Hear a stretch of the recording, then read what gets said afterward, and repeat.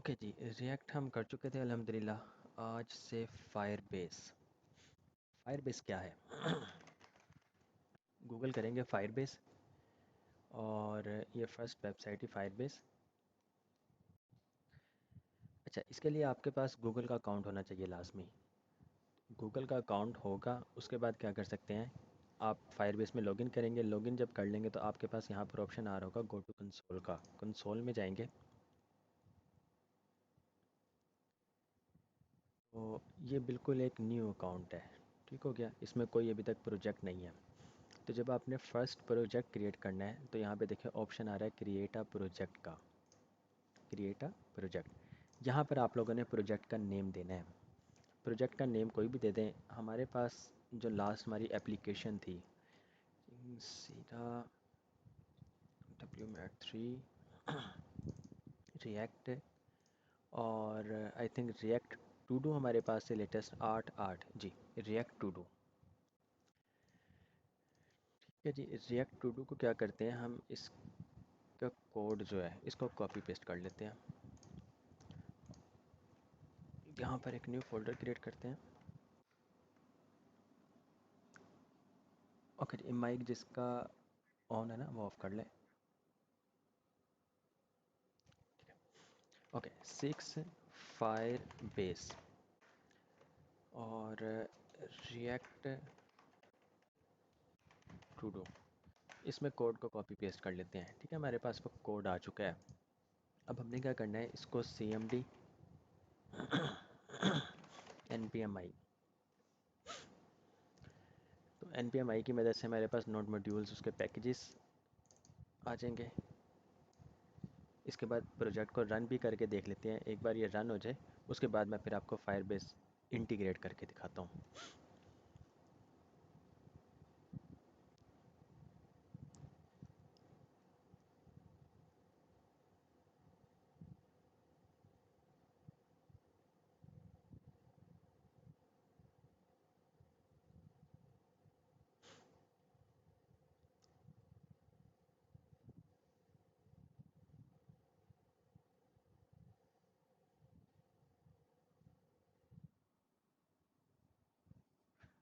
Okay, Firebase में हमारे पास option जो हैं, अभी तक जो हमने देखा डाटा जो हम स्टोर करवा रहे हैं, इवन के टू डूज भी जो स्टोर करवा रहे हैं, वो हम लोकल स्टोरेज में करवा रहे थे।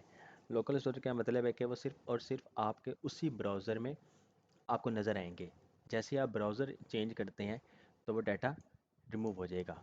अगर यही चीज़ आप फायरबेस में ले जाएं, फायरबेस एक क्लाउड प्लेटफॉर्म है जहाँ पर आपका डाटा स्टोर हो रहा होता है, तो आप उसकी मदद से इसको फिर गेट कर सकते होंगे। डाटा आपका उसमें स्टोर हो रहा होगा और वहीं से आपका रीड हो रहा होगा। Okay, NPM start.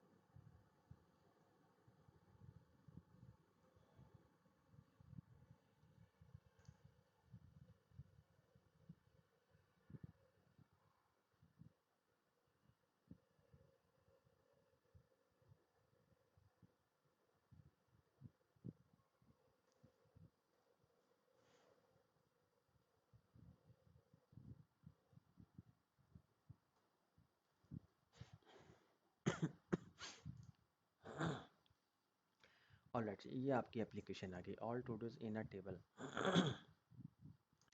इसका कोड जो है उसको ओपन विद कोड कर लेते हैं।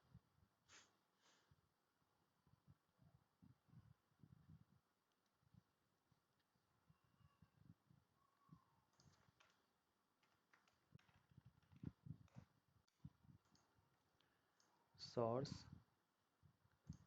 Pages, routes.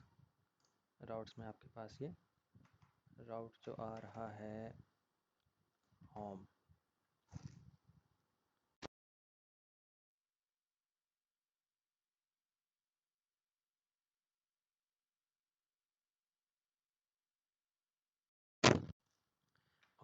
Front end, front end में आपके पास इंडेक्स और इंडेक्स में आपके पास ये होम। ओके, अभी जो आपके पास है डाटा रीड जो हो रहा है टू डूज, ये टू डूज कहाँ से आ रहे हैं? Todos, set to dos.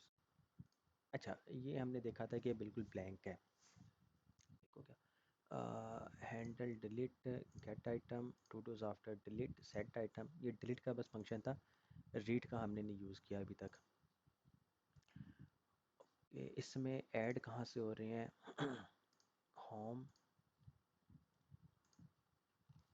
Handle submit, ये आपका ऐड हो रहा है यहाँ पर, इसको ऐड करके देखते हैं। ओके, अच्छा, फायरबेस को यूज़ करने का तरीका, सबसे पहले आप लोगों ने एक प्रोजेक्ट क्रिएट करना है, तो यहाँ पर मैं इसको कह देता हूँ रिएक्ट टू डू। ये देखें, प्रोजेक्ट नेम आप कोई भी रख सकते हैं अपनी मर्जी से। प्रोजेक्ट नेम की बेस पे वो आपको कुछ सजेशन दे रहा है कि ये जो यूनिक आइडेंटिफायर है ये आपको प्रोजेक्ट मिल सकता है। रिएक्ट टू डू, इसको हम कह देते हैं React todo W mad 3, ठीक है, तो ये हमें यूआरएल मिल सकता है, तो एक्चुअल में यही आपकी डोमेन बन रही होगी। इसको सेव करें। I accept, I confirm, continue. Google Analytics आपने इनेबल करना है, तो रिकमेंडेड है और हमने करना भी है, तो आप इसको कंटिन्यू कर दें। Okay, United state analytics location, ये आपका कंट्री योर ऑर्गेनाइजेशन।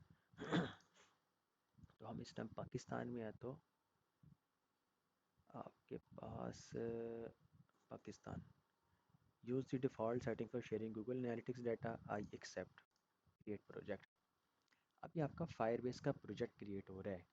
एक प्रोजेक्ट क्रिएट होने के बाद आप इसको डिफरेंट प्लेटफॉर्म्स में यूज़ कर सकते हैं, मीन्स के सेम डाटा ही आप वेब में भी यूज़ कर सकते हैं, आप एंड्रॉयड में भी यूज़ कर सकते हैं, आप iOS में भी यूज़ कर सकते हैं, आप यूनिटी में भी यूज़ कर सकते हैं, और कोटलिन है आप उसमें भी यूज़ कर सकते हैं। तो ये आगे ऑप्शंस आ रहे होंगे आपके पास, कहाँ कहाँ आप इस प्रोजेक्ट को यूज़ कर सकते हैं, मीन्स के same data. For example Facebook है, फेसबुक वेबसाइट भी है, एंड्रॉयड ऐप भी है, और iOS भी है, तो सेम डाटा ही हर जगह शेयर हो रहा होता है। प्रोजेक्ट हमारा क्रिएट हो चुका है, कंटिन्यू करें।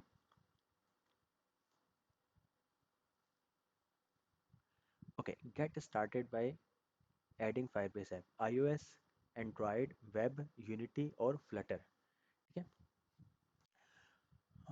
ओके, हमने इसको यूज़ करना है वेब में, तो वेब के लिए आपके पास ये वेब, इस पर क्लिक करें। यहाँ पर आपके पास वेब ऐप, आप इसको निक नेम दे सकते हैं कि आपकी वेब ऐप कौन सी है, तो हम इसको कह देते हैं रिएक्ट ऐप, ठीक है। फायरबेस होस्टिंग जो है इसको अभी हम नहीं यूज़ करते हैं, इसको बाद में करेंगे। रजिस्टर ऐप,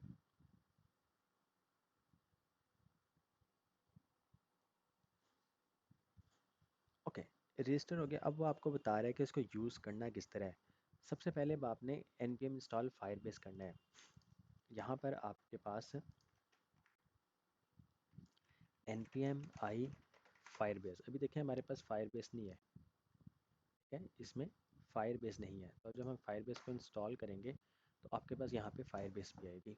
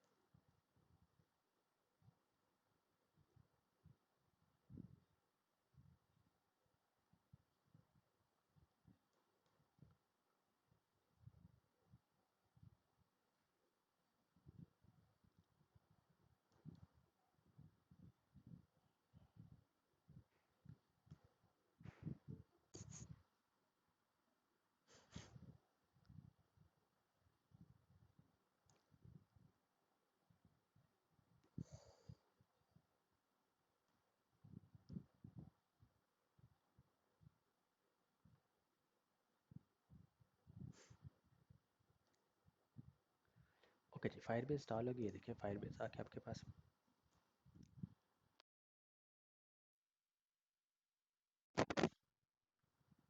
फायरबेस 10.4.0 है इस टाइम। ओके, फायरबेस इंस्टॉल होने के बाद इस कोड को आपने कॉपी पेस्ट करना है। इसको कॉपी करें। इसमें आपकी ये फायरबेस प्रोजेक्ट की कॉन्फ़िगरेशन है जो कि यूनिक होती है हर प्रोजेक्ट की। हमने करना क्या है, अब हमारे पास एक और फोल्डर बनेगा सोर्स के अंदर, कन्फिग के नाम से। और कन्फिग के अंदर आपने एक फ़ाइल बनानी है firebase.js। इसमें उस कोड को पेस्ट कर दें। इसका मतलब है इस कोड में फायरबेस ऐप से इनिशियलाइज ऐप हो रहा है और एनालिटिक्स हमें मिल रही है। ठीक है, इनिशियलाइज ऐप फायरबेस कॉन्फ़िगरेशन की बेस पर आपने इस ऐप को इनिशियलाइज किया और गेट एनालिटिक्स से एनालिटिक्स आपने उसको यूज़ कर लिया, उसको स्टार्ट कर दिया। हमने करना क्या है, इस एनालिटिक्स को एक्सपोर्ट करना है। जोन जोन से मॉड्यूल्स हम यूज़ करने लगेंगे उसको हम एक्सपोर्ट करते रहेंगे। Export curly braces analytics. इस तरह ये एक्सपोर्ट हो जाएगा और हम इसको इंपोर्ट कर सकते होंगे। ओके, ये हो गया आपके पास। इसको मतलब कि हमने अपने प्रोजेक्ट में यूज़ कर लिया है। हमने अभी जो यूज़ करना है वो यूज़ करना है डेटाबेस है। इसमें देखिए ऑथेंटिकेशन है। ऑथेंटिकेशन आपकी यूज़र अकाउंट क्रिएट हो सकता है, लॉगिन हो सकता है, साइन इन हो सकता है, साइन अप हो सकता है, ठीक हो गया, पासवर्ड रीसेट हो सकता है। इसको हम बाद में देखेंगे। फायर स्टोर डेटाबेस हमने यूज़ करना है, fire store database, real time database नहीं, फायर स्टोर डेटाबेस। इसी के बाद देखें साथ ही ऑप्शन आता है स्टोरेज का भी। इसमें आपकी स्टोरेज तरह फाइल्स वगैरह होती हैं वो हो रही होंगी। होस्टिंग में आपकी वेबसाइट होस्ट हो रही होगी। इस तरह हम सर्च में करते रहे हैं नेटलीफाई में क्या हमने, उसी तरह फायरबेस की hosting. Create database, database create करेंगे।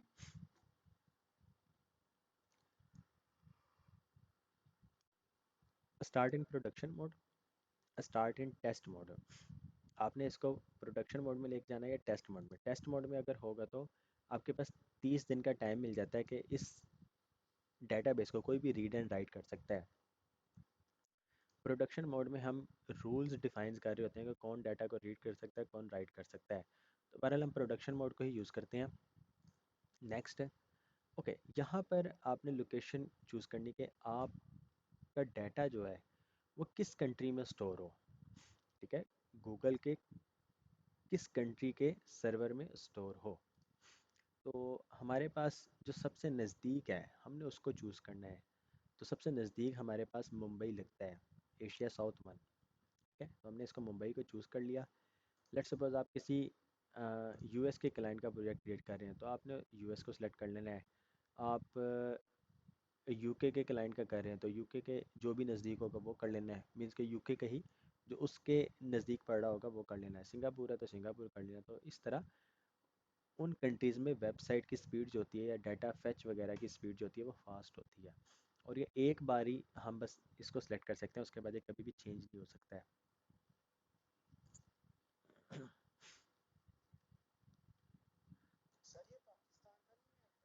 नहीं जी, गूगल पाकिस्तान में नहीं है।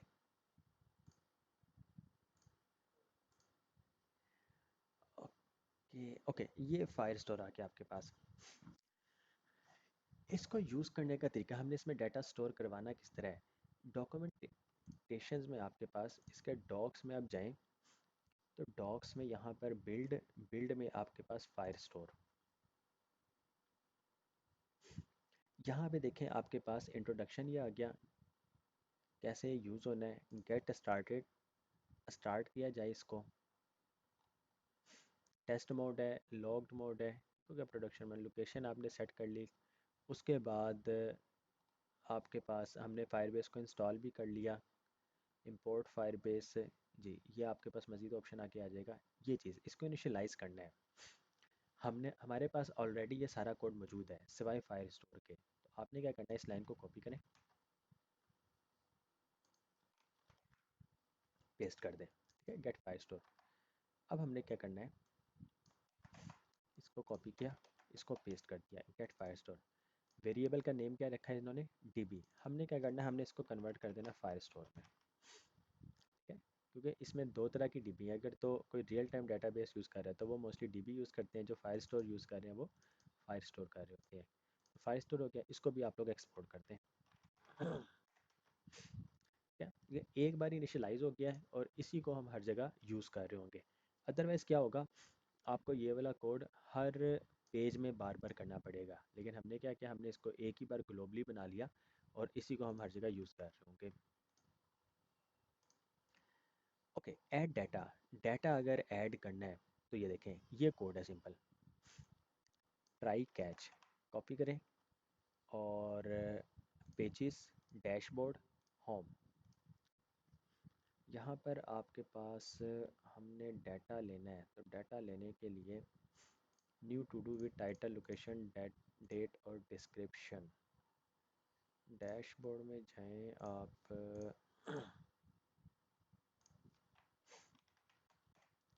Dashboard, okay, login, user not found. सबसे पहले फिर रजिस्टर करेंगे। अच्छा, इसको प्राइवेट राउट से ख़त्म कर देते हैं हम, काम हमारा आसान हो जाए।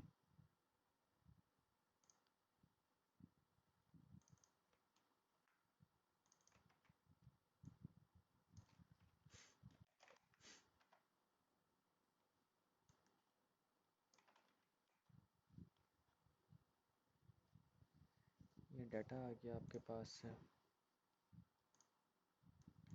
राउट्स, होम,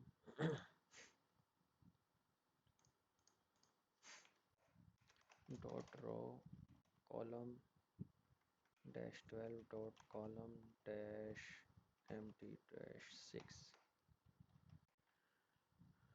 ओके, इनपुट की type text, placeholder, title, class name, form, control, और आपके पास आ जाता है नेम, टाइटल,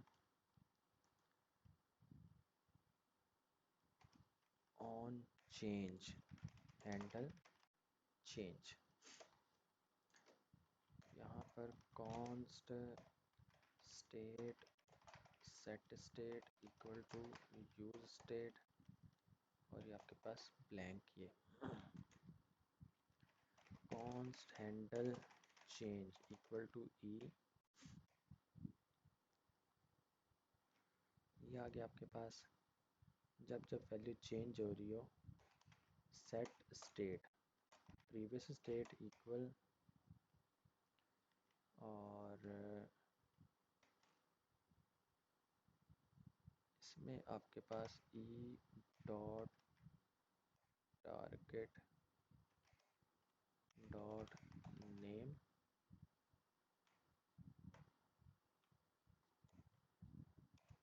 ई डॉट टारगेट डॉट वैल्यू, और प्रीवियस स्टेट को स्प्रेड कर दें।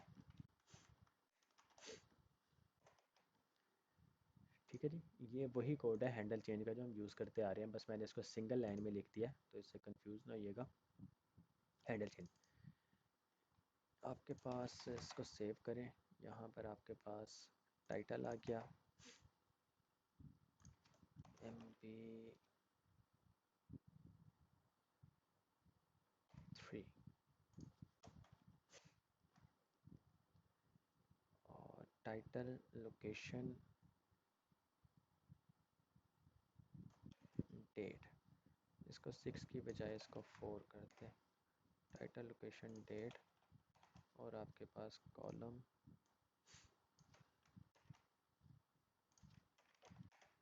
टेक्स्ट एरिया, नेम जो है, डिस्क्रिप्शन, आईडी कुछ भी नहीं, कॉलम कुछ भी नहीं, last name, form, control,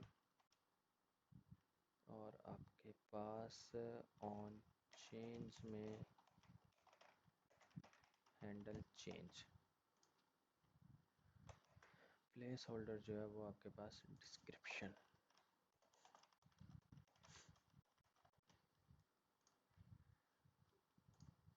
save करें तो आपके पास ये आ गए टाइटल, डिस्क्रिप्शन। टाइटल के बाद लोकेशन,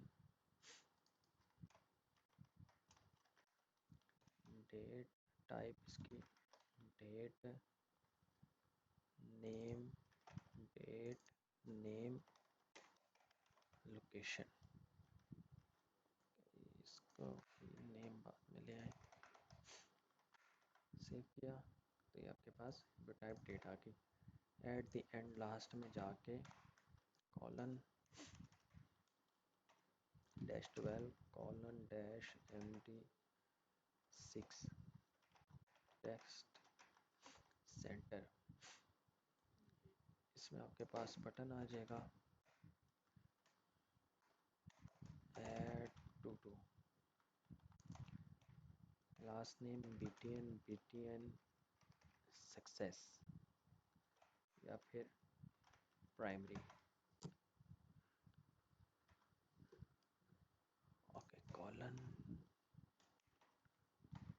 12 ये आ गया आपके पास। इसको जो है W100 दे दें, W100 हो गया। ऑफसेट MD3 टेक्स्ट सेंटर की ज़रूरत नहीं पड़ेगी वैसे, ये आपका सेंटर में आ गया। ओके, टाइटल, लोकेशन, ये सारी चीज़ें जब आप लोग कर लेंगे तो यहाँ से आपके पास स्टेट से ये चीज़ें मिल जाएंगी। Title, location, date, description, ID मिल गई, स्टेटस मिल गया, डेट क्रिएटेड में आपको इसी में से सर्वर टाइम स्टैम्प मिल जाएगा।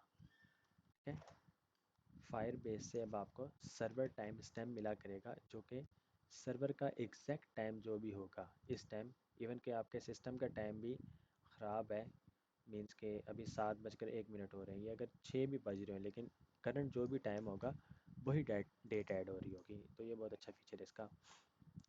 ओके, CLO टू डू करके देखते हैं हमारे पास क्या डाटा आ रहा है। ओके, हैंडल सबमिट, आप इसको ऑन क्लिक पे लगाते हैं, ऑन क्लिक हैंडल सबमिट, और इसमें आपको मिल रहा होगा E.prevent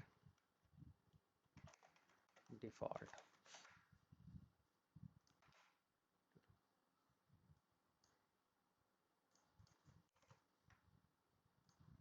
ओके, डाटा इसमें एक्सटेंशन नहीं है, एक्सटेंशन कर लेते हैं जल्दी से। More tools, developer tool, oh sorry, more tools, extensions, where is Chrome's web store, fake filler, ये डाटा आपके पास। Add to Chrome, add extension,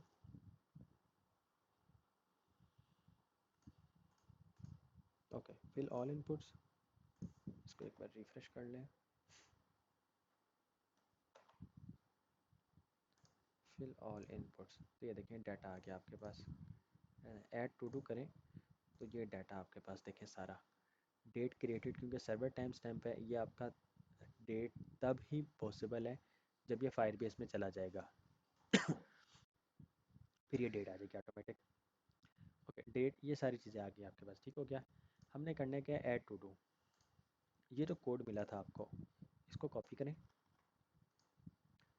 इस जगह में पेस्ट कर दें, ट्राई।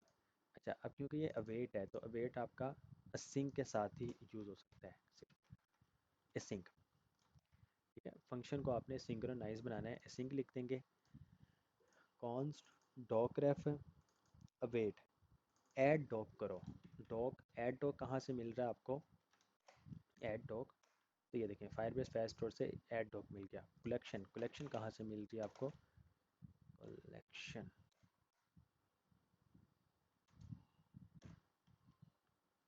फायरबेस फायर स्टोर से कलेक्शन भी मिल गई। डीबी की जगह हमने यूज़ करना है फायर स्टोर नेम,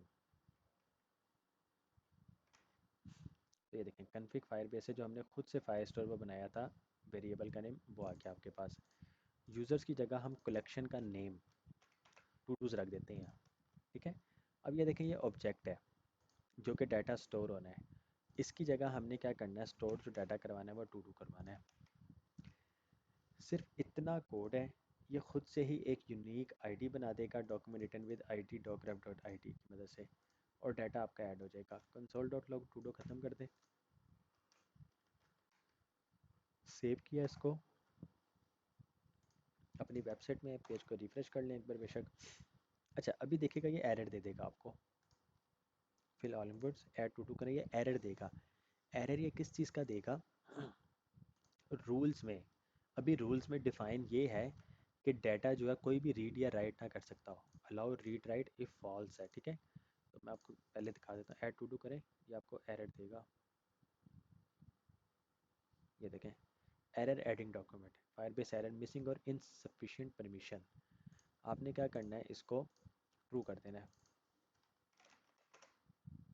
पब्लिश कर दें। फिर जब ये पब्लिश हो जाएगा, ट्रू हो जाएगा, तो अब आप डाटा, सेम ही डाटा का बेशक ऐड टू डू करें, तो ये देखेगा डॉक्यूमेंट रिटन विद आईडी, इस आईडी की अगेंस्ट है ये सारा डाटा ऐड हो गया है। तो ये देखें, ALIQUAM, इस ये टाइटल है, ठीक है। तो यहाँ पे देखिएगा आपके पास, जब आप डाटा में जाएंगे तो यहाँ पर ही आपके पास डाटा आपको मिल रहा होगा। ये देखें, टू डूज आगे, टू डूज में एक डॉक्यूमेंट होगा, और ये रिटर्न आईडी जो होगी ये वही वाली जो आपको ये नज़र आ रही है, लास्ट में CLI, तो लास्ट में CLI। और टाइटल जो है देखें, ये वही टाइटल ALIQUM जो कि स्टार्ट हो रहा था, ठीक है। तो ये आपका डाटा ऐड इस तरह होता है। जी क्लियर है, इतना मुझे बताइएगा। बहरहाल बाकी तो प्रैक्टिस करके ही होना है। तो ये आपका, लेकिन इस तरह डाटा ये ऐड हो जाता है। मज़ीद डाटा ऐड करते हैं। जी।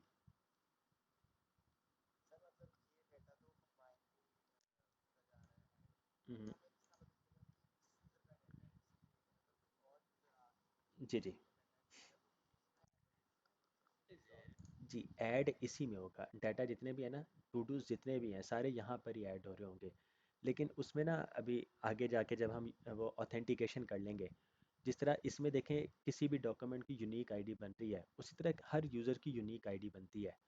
तो हम क्या करते हैं, हर डॉक्यूमेंट में यूज़र की आईडी भी स्टोर करवा रहे होते हैं। और फिर जब हम डाटा को रीड करते हैं, तो हम सिर्फ वही वाला डाटा रीड करते हैं जो करंट यूज़र लॉगिन होता है। तो यही तरीक़ेकार होता है, इसी तरह सारे डॉक्यूमेंट्स हर मीन्स के प्लेटफॉर्म में इस तरह ही मैनेज किया जाता है। हर डॉक्यूमेंट में यूज़र की आईडी साथ में ऐड की जाती है, कि वो किसने ऐड किया, या वो किसका डॉक्यूमेंट है वो वाला, ठीक है। जब ये ऑथेंटिकेशन कर लेंगे फिर वो हो जाएगा। ओके, पेज को रिफ्रेश करें, और डाटा ऐड टू डू, तो ये देखें, और डाटा ऐड टू डू, और डाटा ऐड टू डू, तो यहाँ पे देखें एक और ये आ गया अभी साथ साथ, ठीक है। अब हमारे पास 4 डाटा हो गए, टोटल 4 डॉक्यूमेंट्स हो गए। हमने इसको रीड किस तरह करना है, तो बहुत ही आसान, जिस तरह ये ऐड करना इतना आसान है, सिंपल आपने ये कोड लिखा, और जो भी डाटा था जो पहले हम लोकल स्टोरेज में करवा रहे थे, लोकल स्टोरेज की जगह, कोड की जगह आपने बस ये लिख देना है, ठीक है। अब इसको रीड करना है, तो रीड हमने करना है होम में, फ्रंट एंड होम। तो यहाँ पर टू डूज आपके पास आ रहे हैं, सेट टू डूज हो रहे हैं, set to dos after delete. Handle delete कहाँ पे हो रहा है, ये हैंडल डिलीट है, ठीक है जी। बहरहाल हैंडल डिलीट जब होगा तब देखी जाएगी। अभी जो है आपके पास todos dot map const get to dos equal to,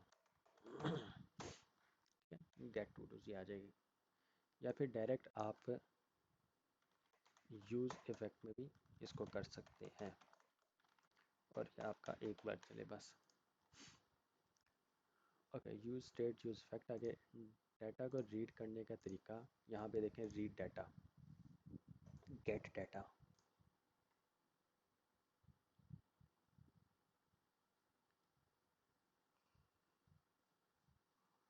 initialise हम ऑलरेडी कर चुके हैं, डाटा को रीड करना है, गेट आ डॉक्यूमेंट, सिर्फ एक डॉक्यूमेंट को अगर आपने गेट करना है तो वो ये वाला कोड होगा।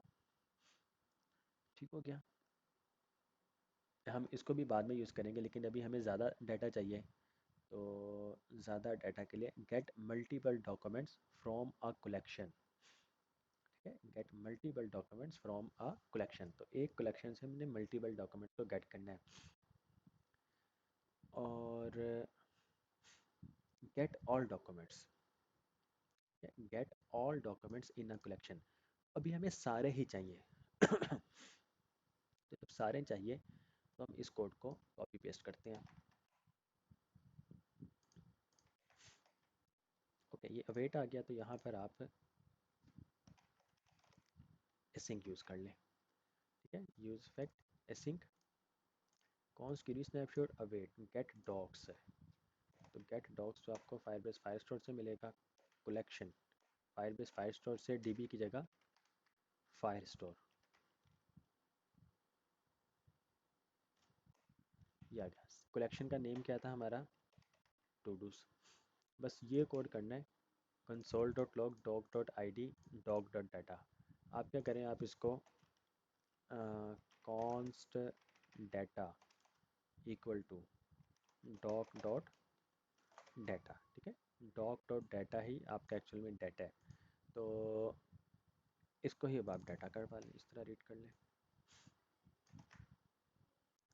ठीक है, इसको सेव करें, आप अपनी वेबसाइट में आए, होम में। ओके, वो कह रहा है collection is not defined. Okay, collection, collection भी आ गया आपके पास। होम में गए तो देखेगा यहाँ पर अब आपके पास वो डाटा आएगा। Destroy is not a function, ये क्या है, destroy is not a function.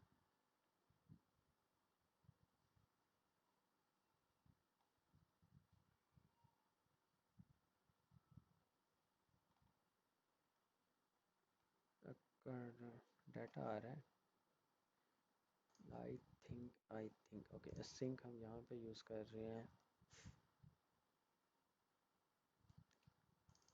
Sorry, इसको हमने क्या करना है, असिंक हम यहाँ पे नहीं यूज़ करेंगे, इसको आप, एक तरीका ये है कि असिंक इस तरह, और साथ ही आपने इस फंक्शन को कॉल कर देना है। एक तरीका ये होता है, और इसको आप लोग फंक्शन बनाते हैं वैसे।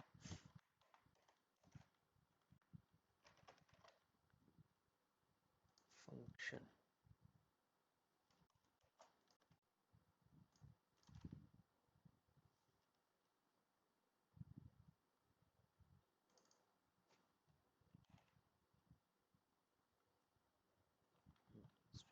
फंक्शन, सिंपल फंक्शन बनाना भी भूल गया मैं तो।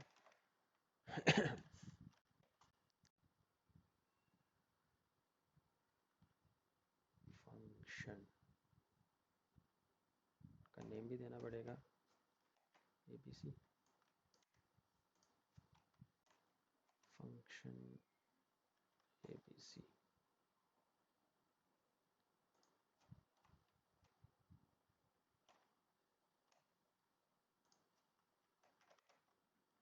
सिंग, अच्छा जी, बहरहाल कोड में थोड़ी सी मिस्टेक हो रही है, मैं आपको दूसरा तरीका दिखा देता हूँ। ओके, ये जो कोड है, आपने इसको कोड को लिया,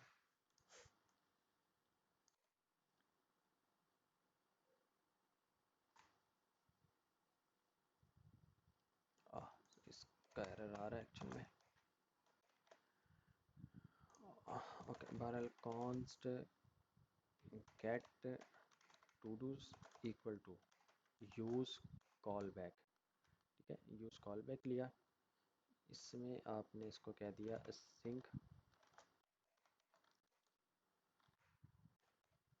और ये आपका कोड जो है इसमें आ गया। गेट टू डूज जो है वो आप लोग गेट टू डूज इस तरह कॉल कर दें।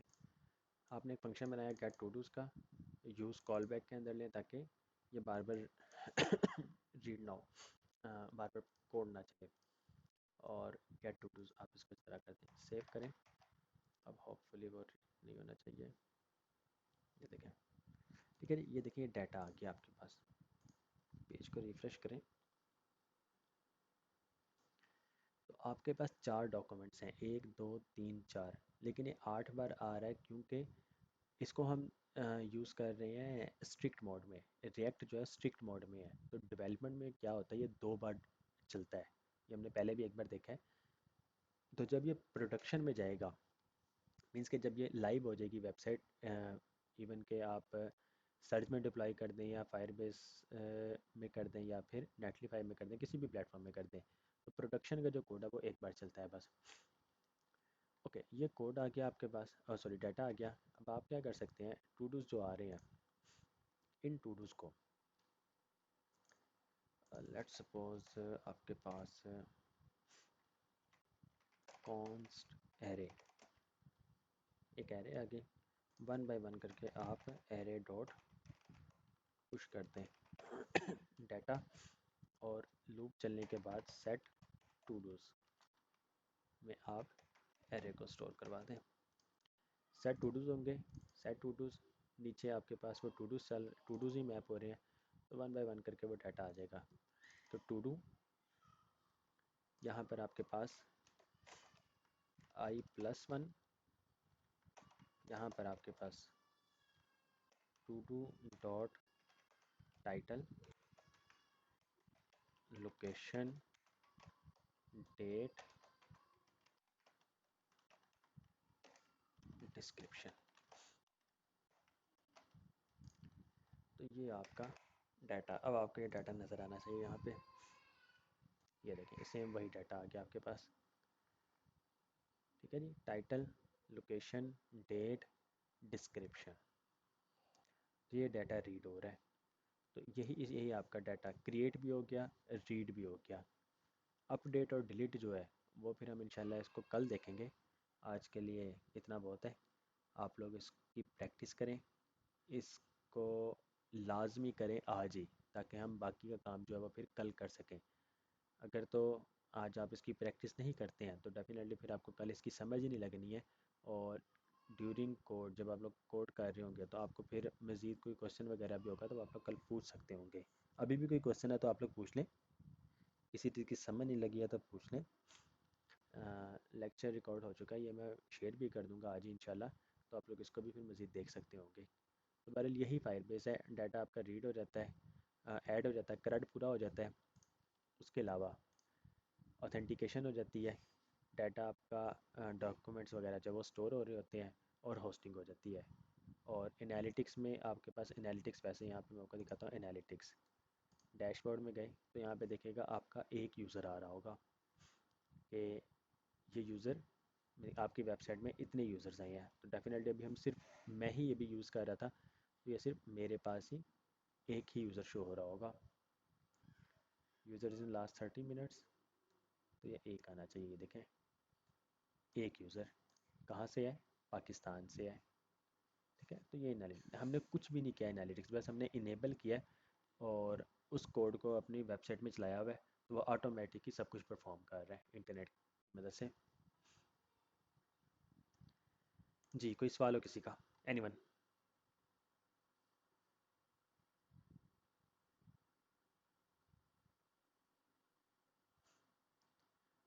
जी, किसी का कोई सवाल है?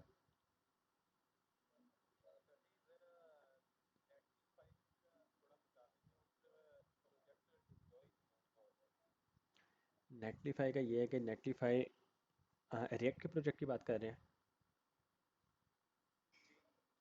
तो रिएक्ट का प्रोजेक्ट का आपने बिल्ड फोल्डर बनाया है?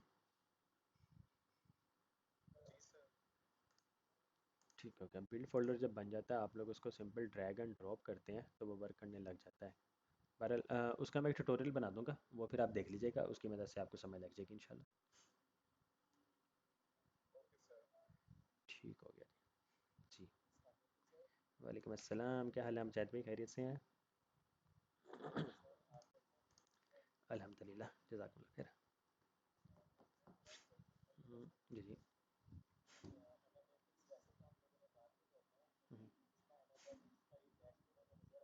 जी जी। जी कर सकते हैं।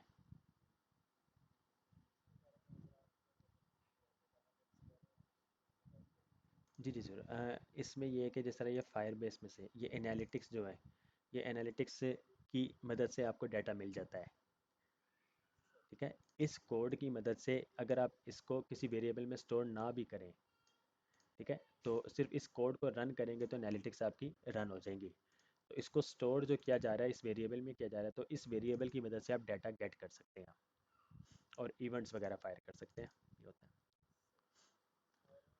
हम्म, जी ज़रूर। अच्छा, मैं कर देता हूँ इंशाल्लाह, आज ही कर देता हूँ। वालेकुम अस्सलाम। जी, और कोई सवाल किसी भाई का?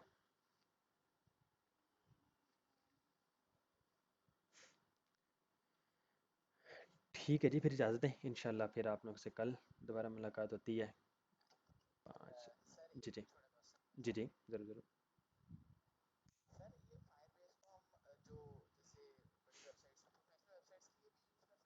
जी जी। नहीं नहीं, ये प्रोफेशनल वेबसाइट, सब आप लोग प्रोफेशनल उस लेवल पे पहुंच चुके हैं कि प्रोफेशनल वेबसाइट्स बनाई जाएं, तो ये प्रोफेशनली यूज़ किया जाता है। दुनिया की बहुत बड़ी बड़ी वेबसाइट्स फायर बेस पे हैं इस टाइम।